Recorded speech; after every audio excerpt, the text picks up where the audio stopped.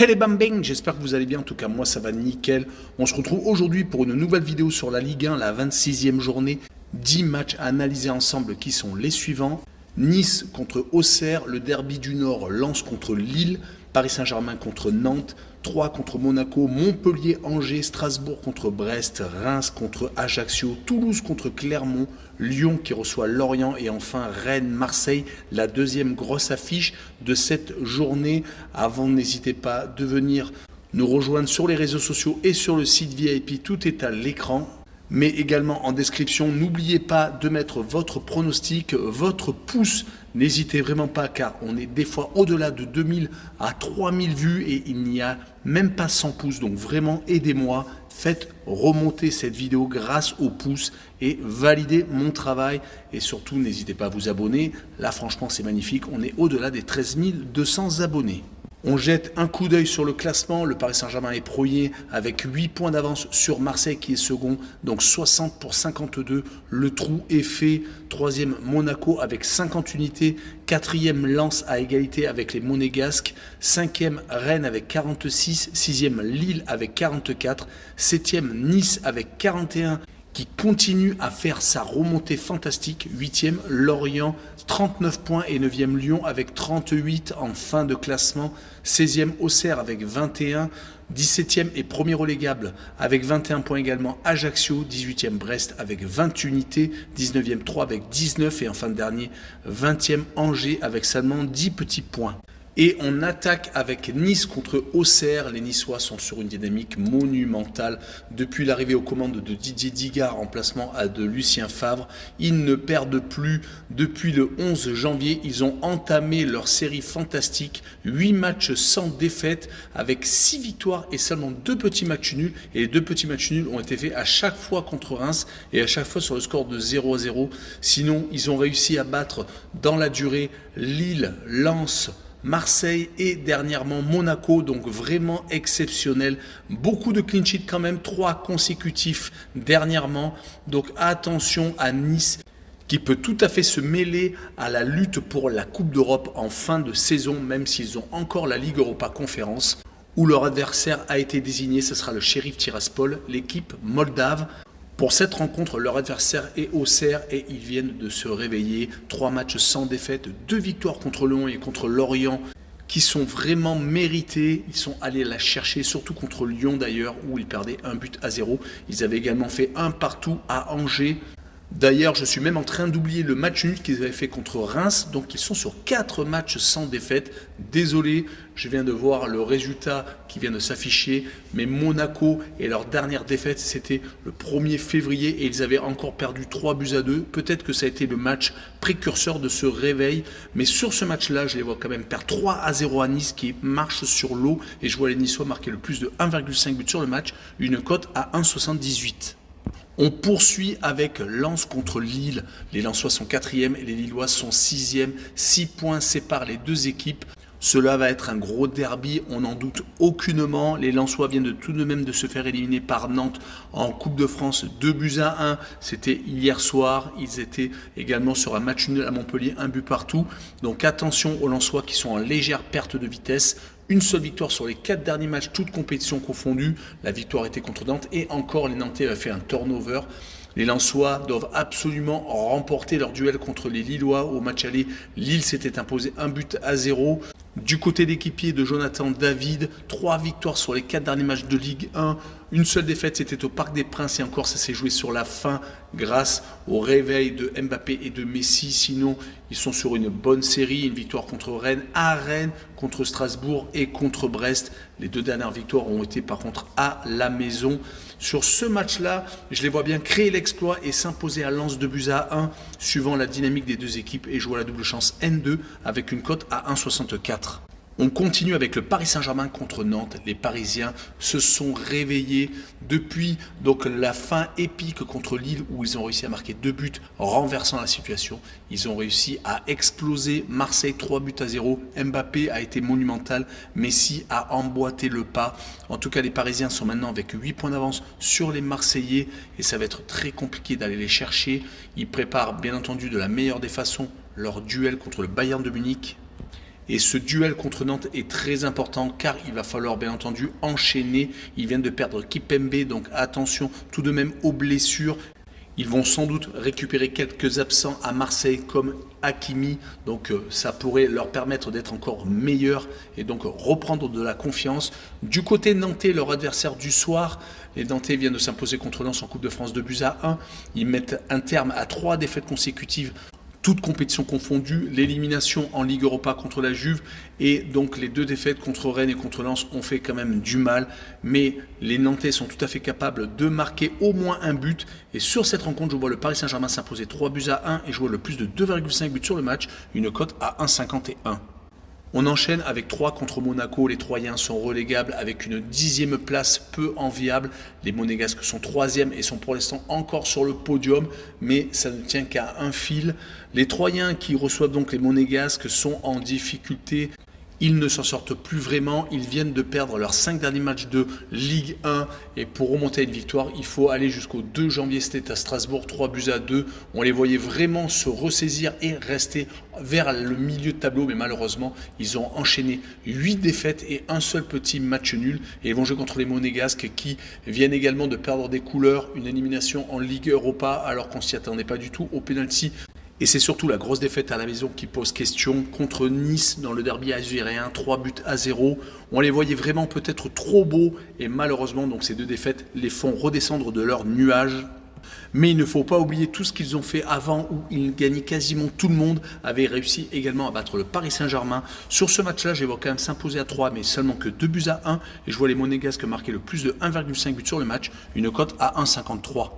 On enchaîne avec Montpellier contre Angers. Les Montpelliérains sont 14e alors que Angers est 20e et dernier avec seulement 10 points.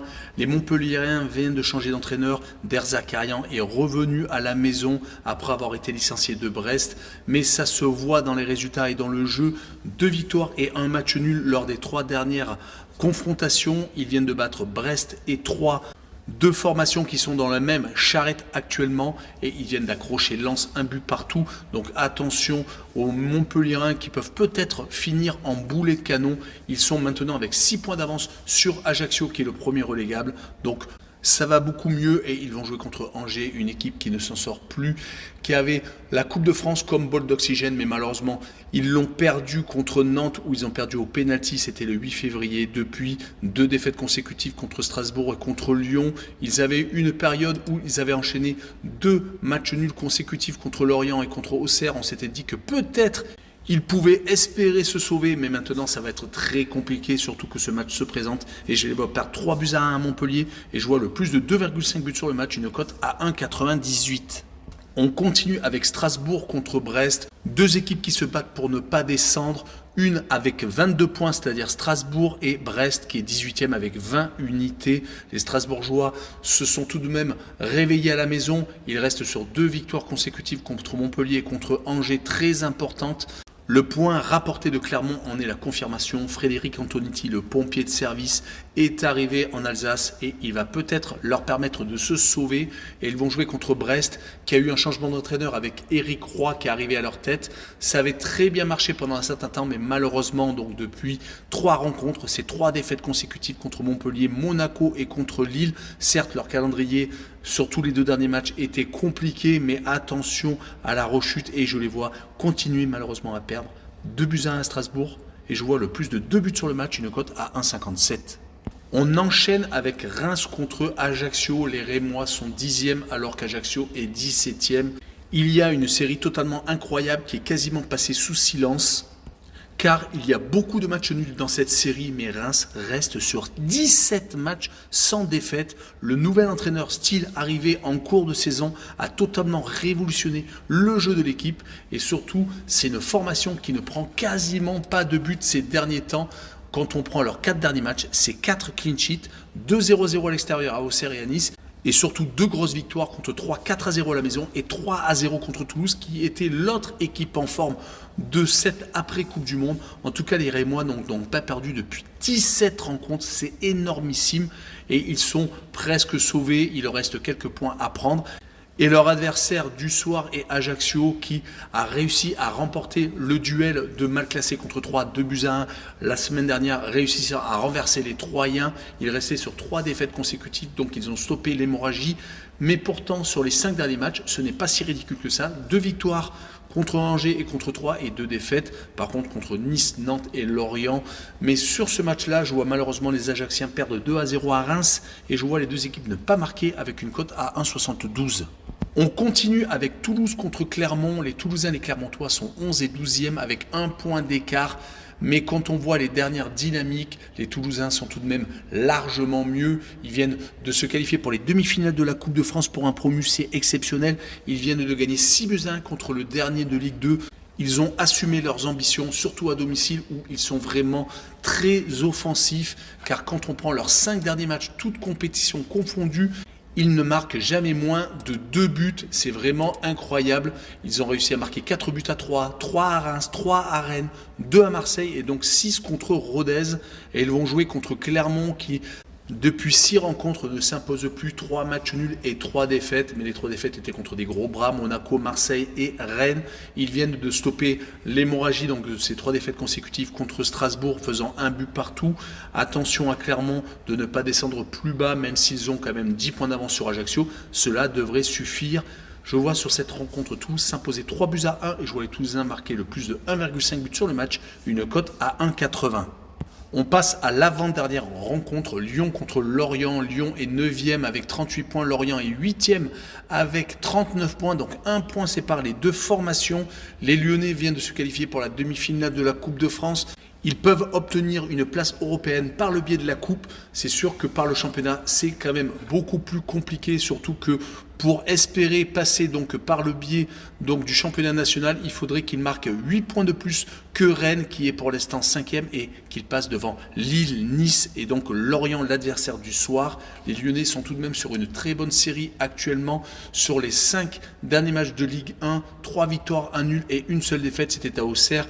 Peut-être une grosse surprise sur le résultat, mais les Lyonnais sont capables du pire comme du meilleur. Actuellement, c'est plus le meilleur. Ils ont réussi à intégrer Jeffinho et Sarr, les 2 dernières recrues. Ils ont perdu Lacazette. Mais pour l'instant, les résultats ne s'en ressentent pas. La jeune garde lyonnaise est à pied d'œuvre. Ils vont jouer contre Lorient, qui de son côté n'a gagné qu'une fois sur les 5 derniers matchs, toutes compétitions confondues. En Ligue 1, c'est beaucoup moins bien. Ils n'ont gagné qu'Ajaccio sur les derniers matchs et cela se voit au niveau du classement car ils sont en train de dégringoler. Et sur ce match-là, je les vois perdre 2-1 à Lyon et je vois les 2 équipes qui marquent avec une cote à 1,81. Et on finira par Rennes contre Marseille, le 5e qui reçoit le second. 6 points d'écart entre les 2 équipes. Les Rennais se réveillent, on en est sûr, mais c'est une équipe qui est tellement irrégulière dans les résultats. Si elle évitait les trous d'air, elle serait peut-être à la place des Marseillais et elles ont le moyen de revenir à 3 points.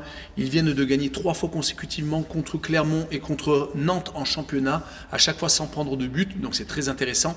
Mais on n'oubliera pas la victoire qui n'a malheureusement pas servi à grand chose contre le Shakhtar Donetsk car ils ont perdu au pénalty et ont été éliminés de la Ligue Europa. En tout cas, ils vont arriver avec beaucoup plus de confiance et de détermination contre les Marseillais qui viennent de subir 2 énormes désillusions. Une défaite humiliante contre le Paris Saint-Germain, 3-0 et une autre élimination en Coupe de France humiliante contre un club de division inférieure. C'était Annecy, c'était hier au pénalty. Ils menaient 1-0 à la mi-temps, se sont fait renverser et ont égalisé miraculeusement par un jeune de l'équipe réserve qui était inconnu, un Africain arrivé lors du mercato d'hiver qui s'appelle Muguier. Mais ça n'a pas suffi, ils ont perdu au pénalty après avoir fait 2 buts partout donc dans le temps réglementaire. On a vraiment senti qu'ils n'avaient plus de jus. Peut-être qu'ils ont tout donné contre le Paris Saint-Germain lors du match de Coupe de France. Ils ont peut-être gagné leur finale, mais malheureusement, derrière, il faut se réveiller car ils sont peut-être en train de perdre leur place sur le podium car ce week-end va être très important. Et sur ce match-là, moi, je les vois perdre 2-1 contre Rennes. Et je vois la double chance 1N avec une cote à 1,59. Voilà, on en a fini avec cette vidéo sur la Ligue 1. N'hésitez pas à venir nous rejoindre. Tchou les bambing!